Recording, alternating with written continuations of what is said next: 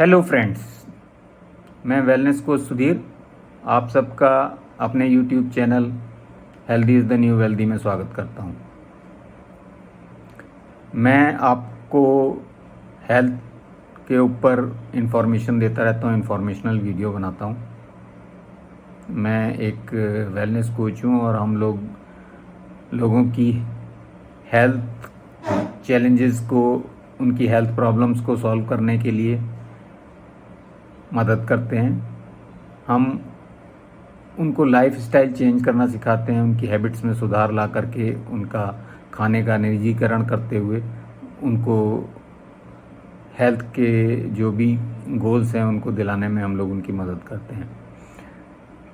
ये देखा गया है कि हमारे इंडिया में अभी ब्लड प्रेशर जो है की बीमारी एक बहुत तेज़ी से बढ़ती जा रही है। हाइपरटेंशन, हाई ब्लड प्रेशर की बहुत प्रॉब्लम है और लोग जो हैं इसके लिए बहुत वरीड रहते हैं, बहुत परेशान रहते हैं, क्योंकि ये धारणा है कि ब्लड प्रेशर की दवाई अगर एक बार शुरू हो जाती है तो वो बंद नहीं होती है, जबकि ये सोचना बिल्कुल गलत है।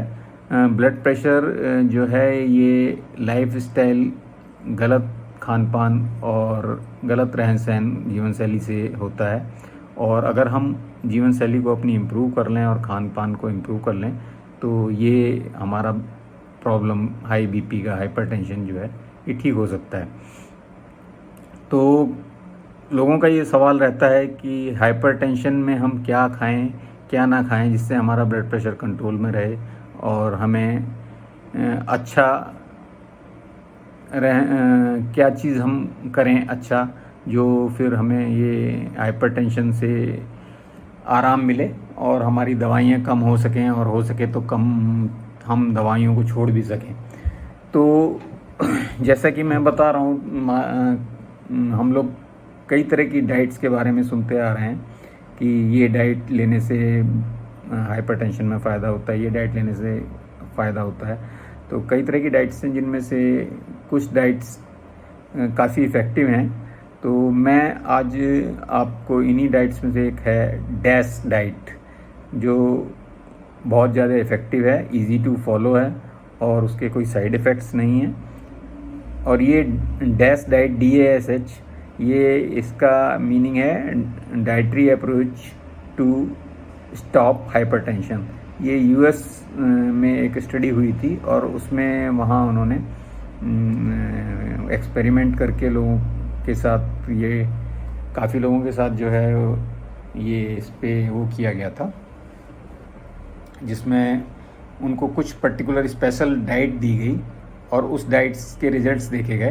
तो इस डाइट को देने से ये निकला रिजल्ट कि उनका ब्लड प्रेशर जो है कंट्रोल में हुआ और हाई ब्लड प्रेशर से नॉर्मल, कुछ टाइम में उनका ब्लड प्रेशर नॉर्मल हो गया। तो ये डाइट जो है डैश डाइट, ये सिर्फ हाई बीपी के लिए ही नहीं, हाई शुगर या डायबिटीज़ के जो पेशेंट्स हैं, ब्रेन स्ट्रोक और डिस्लिपिडीमिया जिनका कोलेस्ट्रॉल बढ़ा हुआ है और किडनी स्टोन है, उनके लिए भी ये बहुत हेल्पिंग है और बहुत पावरफुल डाइट है। अगर इस डाइट को हम लेते हैं तो हमें बहुत बेनिफिट्स मिलते हैं। तो अब ये डाइट क्या है और हमें इसमें क्या खाना है, क्या नहीं खाना है, इसके बारे में मैं आपको बताता हूँ। तो 3 चीज़ें हैं, 3 स्टेप में हम इस डाइट को डिफ़ाइन कर सकते हैं। नंबर 1 स्टेप है कि हमको क्या चीज़ अपने खाने में बढ़ानी है, क्या चीज़ इंक्रीज़ करनी है खाने में। और नंबर 2 कि क्या चीज़ हमने कम करनी है, डिक्रीज़ करनी है। और नंबर 3 क्या चीज़ हम नॉर्मली खा सकते हैं। तो नंबर 1 पे जो हमने इंक्रीज़ करना है, तो हमें फ्रूट्स एंड वेजिटेबल्स जो हैं ये अपने डाइट में बढ़ाने हैं, खाने में बढ़ाने हैं। और इनको जितना मर्जी आप खा सकते हैं, ये बहुत ही बेनिफिशियल होते हैं हमारी बॉडी के लिए, तो इनसे नुकसान नहीं होता है। लेकिन अगर अति सर्वत्र वेजिटेबल ज़्यादा खाएंगे आप तो नुकसान हो सकता है।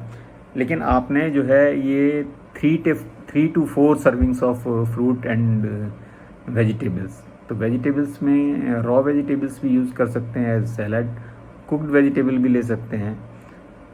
विद स्मॉल ऑयल, और फ्राई नहीं करना है उनको। तो ये आप जितना मर्जी ले सकते हैं 3 से 4 बार। तो आपको इसमें फ्रूट्स में आपने कौन सा फ्रूट्स लेना है, तो सब तरह के सीजनल फ्रूट्स या आपके उस रीजन में जो भी फ्रूट अवेलेबल हों वो फ्रूट्स आप ले सकते हैं। आप केला ले सकते हैं, सेब ले सकते हैं, संतरा ले सकते हैं, अमरूद ले सकते हैं, और आप अनार ले सकते हैं। इसके साथ में आप सैलड में बीट रूट्स ले सकते हैं, लीफी ग्रीन्स में लेट्यूस है, सलगम है, पालक है, पत्ता गोभी है, ये सारी चीज़ें ले सकते हैं। बेरीज़ यूज़ कर सकते हैं, स्पेशली ब्लूबेरीज़ जो बीपी को कंट्रोल करती है। रास्पबेरीज़ है, स्ट्रॉबेरी है, ये यूज़ कर सकते हैं। रेड बीट्स है, ये यूज़ कर सकते हैं। और आपने फ्रूट्स और वेजिटेबल के बाद आपने low fat dairy products, skimmed milk आप यूज़ करना है आपने। अगर आप पैकेज्ड मिल्क लेते हैं तो उसमें आप देख लीजिए 1 से 1.5% के बीच में अगर फैट है तो वो मिल्क आपने यूज़ करना है, और उसी मिल्क से कर्ड बना करके कर्ड लेना है, योगर्ट लेना है। और घर में अगर आप दूध लेते हैं तो उसमें मलाई को उतार के, मलाई निकाल करके आप वो दूध यूज़ कर सकते हैं।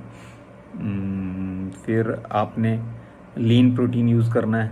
लीन प्रोटीन में आप अगर नॉन वेजिटेरियन है तो चिकन ले सकते हैं, आप फ़िश ले सकते हैं। फ़िश को भी आप जो है 250 ग्राम्स पर वीक आप ले सकते हैं। तो फ़िश को लेने से आपको प्रोटीन भी मिलता है और साथ में ओमेगा 3 फैटी एसिड्स भी मिलते हैं ये फैटी फ़िश में, सैल्मन और मैकरेल में। तो ओमेगा 3 फैटी एसिड्स बहुत ही ज़रूरी हैं हमारी कार्डियोवास्कुलर हेल्थ के लिए, हार्ट हेल्थ के लिए। तो ये ओमेगा 3 आपको फ़िश से मिलता है, और अगर आप फ़िश नहीं लेते हैं तो आपको ये, आप या तो इसका सप्लीमेंट ले सकते हैं ओमेगा 3 का। ओमेगा 6 आपको जो ऑयल्स हैं, ऑयल से मिल जाता है, जो यूज़ करते हैं आप खाने में। ओलिव ऑयल है आपका, मस्टर्ड ऑयल है, उससे मिल जाता है। और आप ओमेगा 3 आपको चाहिए तो वॉलनट से मिलता है, और आपका फ्लैक्स सीड से मिलता है। लेकिन फ्लैक्स सीड से हमें ALA मिलता है, जबकि हमें ALA नहीं चाहिए होता है। तो ALA को कन्वर्ट करती है बॉडी ओमेगा 3 फैटी एसिड्स में। उसके लिए डाइजेशन और बहुत ज़्यादा आपको फिजिकल लेबर करनी पड़ती है, तब वो उसमें कन्वर्ट होता है। तो आपको बहुत अच्छा है कि आप सीधा सीधा सप्लीमेंट ले लें, किसी भी कंपनी का ले सकते हैं। उसमें कैप्सूल फॉर्म में आता है, टैबलेट फॉर्म में आता है ओमेगा 3, वो ले सकते हैं आप को जो है क्या चीज़ छोड़नी है या कम करनी है, तो उसमें एक तो आपने सोडियम कम करना है। सोडियम हमारा कॉमन साल्ट सोडियम क्लोराइड होता है, नमक में मिलता है। तो घर में जो यूज़ करते हैं आयोडाइज साल्ट, उसमें सोडियम मिलता है। तो सोडियम हमने कम करना है। तो हमें सोडियम कितना लेना है, तो एक नॉर्मल एडल्ट आदमी को 2300 mg सोडियम की रिक्वायरमेंट होती है।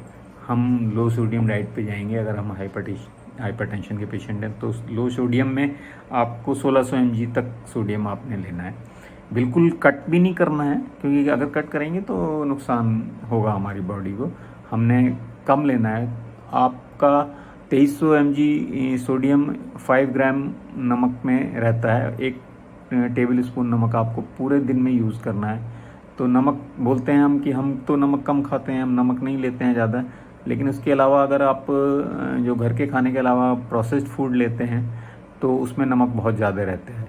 प्रोसेस्ड फूड में आप कोई सा भी प्रोसेस्ड फूड लेते हैं तो क्योंकि नमक एक प्रिजर्वेटिव होता है और इसलिए उसमें नमक ज़्यादा होता है, या फिर कोई भी पैकेज फूड होगा उसमें कोई प्रिजर्वेटिव होगा जो हमारी बॉडी को बहुत नुकसान देते हैं। पिकल्स है, पिकल्स में नमक बहुत ज़्यादा होता है। पापड़ हैं, उनमें नमक बहुत ज़्यादा होता है। तो अगर आपको हाइपरटेंशन की शिकायत है तो आपको पिकल्स और ये पापड़ और प्रोसेस्ड फूड्स में कोई भी चिप्स, पोटैटो वेफर्स आते हैं, नमकीन आते हैं कुछ, तो ये आपको नहीं लेने हैं बिल्कुल भी। बिस्किट्स और ये सब भी नहीं लेने हैं, क्योंकि इनमें सब में ट्रांसफैट्स होता है और मैदा होती है। आपको हेल्दी स्नैक्स लेने हैं। तो आप चिया सीड्स ले सकते हैं, फ्लैक्स सीड ले सकते हैं भिगो करके, और आप आलमंड्स ले सकते हैं, वॉलनट ले सकते हैं, अंजीर ले सकते हैं, ड्राई फ्रूट्स भी आप ले सकते हैं, और सीड्स जो पम्पकिन सीड्स हैं आपके, कद्दू के बीज, खरबूजे के बीज, ये आप ले सकते हैं। ये बहुत अच्छे होते हैं क्योंकि इनमें माइक्रोन्यूट्रिएंट्स होते हैं पूरे, और कुछ मिनरल्स होते हैं स्पेशल जो हमारी हेल्थ के लिए बहुत ज़रूरी होते हैं। और आपने सैचुरेटेड फैट्स कम लेने हैं, ट्रांस फैट बिल्कुल नहीं लेना है। बीन्स ले सकते हैं आप, सीड्स ले सकते हैं। पानी, आपको पानी की इंटेक आपने बहुत रखनी है, 3 लीटर पानी आपने पीना है मिनिमम। पानी कितना पीना चाहिए, तो ये 20 kg बॉडी वेट पे 1 लीटर पानी ज़रूरी होता है, तो आपको उतना पानी तो पीना ही चाहिए हमेशा। ये इसके अलावा आपने पोर्शन कंट्रोल रखना है। पोर्शन कंट्रोल इसको बोलते हैं कि आप जिस समय भी खाते हैं, कोई सर्विंग लेते हैं, तो उस समय इतना खाएं कि आपका पेट पूरा ना भर जाए, और इतना भर जाए कि आपको नींद आने लगे, सुस्ती आने लगे, तो इसका मतलब है कि आपने ओवर ईटिंग कर लिया है। तो आपको इतना ज़्यादा नहीं खाना है जिससे आप को मतलब ओवरलोड हो जाए और डाइजेस्टिव सिस्टम आपका, तो वो ब्लड प्रेशर के लिए बहुत नुकसान करता है, और आपका ब्लड प्रेशर उससे बढ़ सकता है। ब्लड प्रेशर कई चीज़ों से अफेक्टेड होता है। नंबर 1 एक्टिविटी से अफेक्ट होता है। आप कोई अगर एक्टिविटी करते हैं, कोई एक्सरसाइज करते हैं, वॉकिंग करते हैं या कुछ रनिंग करते हैं, तो आपका बीपी बढ़ जाता है। लेकिन वही जब जैसे आप एक्टिविटी बंद कर देते हैं, तो वो कुछ देर में ही नॉर्मल आ जाता है बीपी। तो ये डिपेंड करता है कितनी देर में नॉर्मल आता है, ये एज के हिसाब से भी डिपेंड करता है। एज जैसे जैसे बढ़ती जाती है, तो आपको बीपी जो बढ़ा आपकी एक्टिविटी से, वो वापस नॉर्मल आने में आपको टाइम लगता है। रेस्ट अगर आपको नहीं मिलता है तो आपका बीपी बढ़ जाता है। टेम्परेचर, अगर आप हीट में जाते हैं, हॉट वेदर में हैं, धूप में टहल रहे हैं, धूप में घूम रहे हैं, तेज़ धूप में, तो भी आपका बीपी बढ़ सकता है। डाइट अगर आपकी ऑयली और स्पाइसी डाइट है तो आपका बीपी बढ़ जाता है। इमोशंस से भी बीपी इन्फ्लुएंस होता है, और आपके इमोशंस से बीपी बढ़ सकता है। वो चाहे आपके कोई आप दुख है, आपको सैड हो जाते हैं आप, या कोई खुशी है, या फिर आप गुस्सा होते हैं, एंगर से बीपी आपका बढ़ जाता है। पोस्चर से भी बीपी बढ़ता है कि आप किस तरह से, किस पोस्चर में हैं। अगर एक ही पोस्चर में आप काफ़ी टाइम तक हैं तो भी आपका बीपी बढ़ सकता है। इसके अलावा आपको कुछ मेडिसिन्स हैं जिनको मेडिसिन्स को लेने से भी आपके बीपी की शिकायत हो सकती है, आपको बीपी बढ़ जाता है।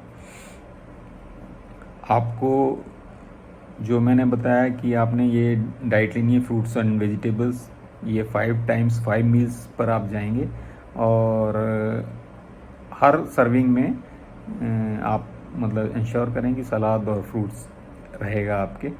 तो ये आपको जिस तरह की डाइट मैंने बताई है वो आप डाइट लें। इसको डैश डाइट बोलते हैं, बहुत ही इफ़ेक्टिव डाइट है हाइपरटेंशन के केस में, तो इसको आप ले सकते हैं।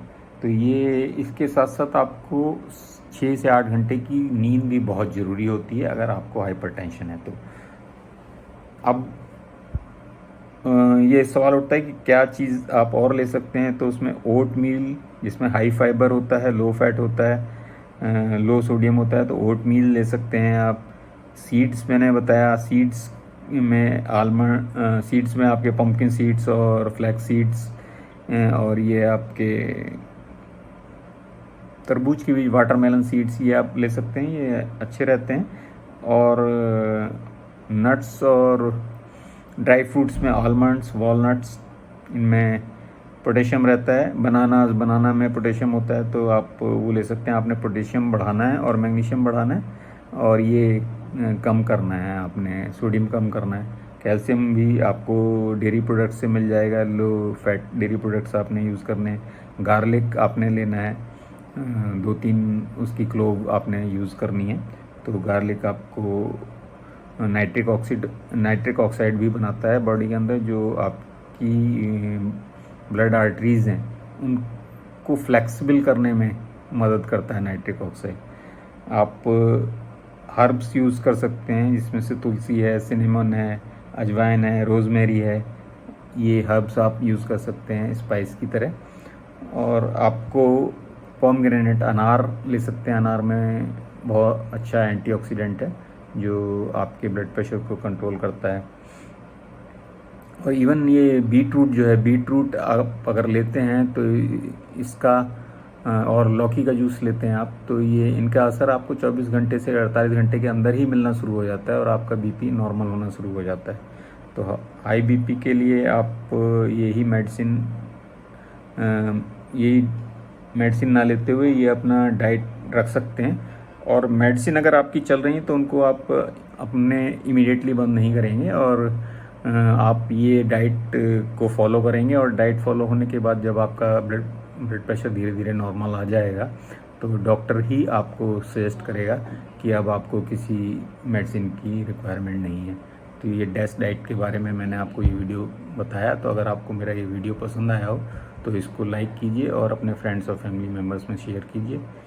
और अभी तक अगर आपने मेरा चैनल सब्सक्राइब नहीं किया है तो मेरे चैनल को सब्सक्राइब कीजिए, और सब्सक्राइब के साथ ही एक बेल आइकॉन है उसको ज़रूर प्रेस कीजिए, जिससे आपको मेरे जितने भी वीडियो आते हैं उनकी नोटिफिकेशन मिल सके।